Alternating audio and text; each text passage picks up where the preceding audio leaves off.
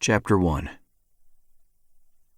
When I reined in by the clapboard mercantile, I had no reason to think Peabody Crossing would hold any surprises. I'd passed through a fair number of similar towns in the last month, quiet, a little lazy, dusty, boring. I'd needed a job for a week now.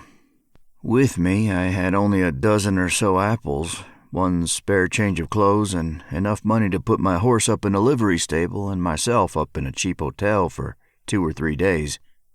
I needed to find work in this town or eat nothing but apples until I reached another. I'd gotten mighty tired of apples 2 days back.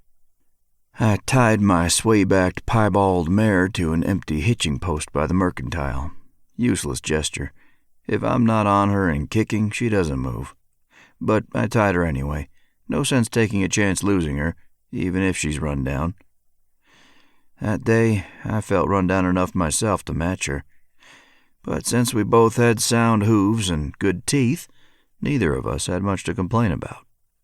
While I looped her reins over the rough bar, I glanced around the town. The entirety of its main street lay in front of me, maybe 20 buildings, with more houses scattered behind on both sides. I counted it as a decent-sized place, even though it had only one saloon. I noted 2 mercantiles, a church, a sod jail, and a solid edifice that might turn out to be a hotel or a rooming house. No sign out front to indicate which. Several houses lined the street, too, with more than a dozen others tucked behind various businesses. 2 mercantiles in one town showed there must be a lot of folks living out on ranches and farms nearby.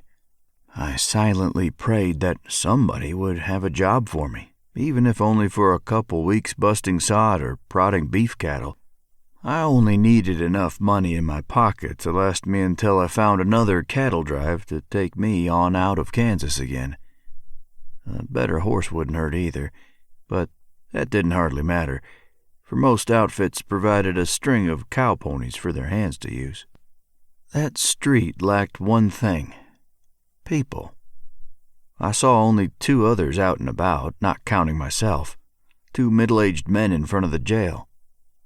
I pulled an apple out of one of my saddlebags and bit into it without any sort of enthusiasm whatsoever. Hunger curdled my insides all right, but not for apples, not anymore. I meandered across the street in hopes that one of them could tell me where I might find a job. One man occupied the open doorway of the jail, leaning sideways against the whitewashed door jamb and watching the second man hammer something onto a board beside the door. The first man said, "You think that's enough?" $50, the second man snorted. "If it's not, I will give up. Just give right up and leave." "That'd be a shame." I'd gotten close enough by then to see that the first man, the one in the doorway, had a sheriff's star pinned to his vest, a star so polished it winked at me in the sunlight, a star that bright meant its wearer valued what it stood for, I thought. The other man snorted again. "You sound like my wife." He gave the nail one last wallop with his hammer, spun on his heel, and strode off down the street without another word. The sheriff shifted his attention to me. I stopped a little shy of the sidewalk and took another bite of my apple, trying to look respectable and non-threatening. Not that I'm such a shabby sight, though I am the one saying so. Meals haven't been as frequent as I'd appreciate, but I bought my clothes new not more than a year ago. But I was a stranger, and towns like that, all sleepy unless some cowherd comes through, don't much cotton to strangers. Strangers can be trouble. I smiled, real friendly-like, and made sure my hands stayed away from the pistol belt cinched around my waist. If you knew anything at all about firearms, you'd know it marked me as a former cavalryman, even if I am mounted on a worn-out nag now.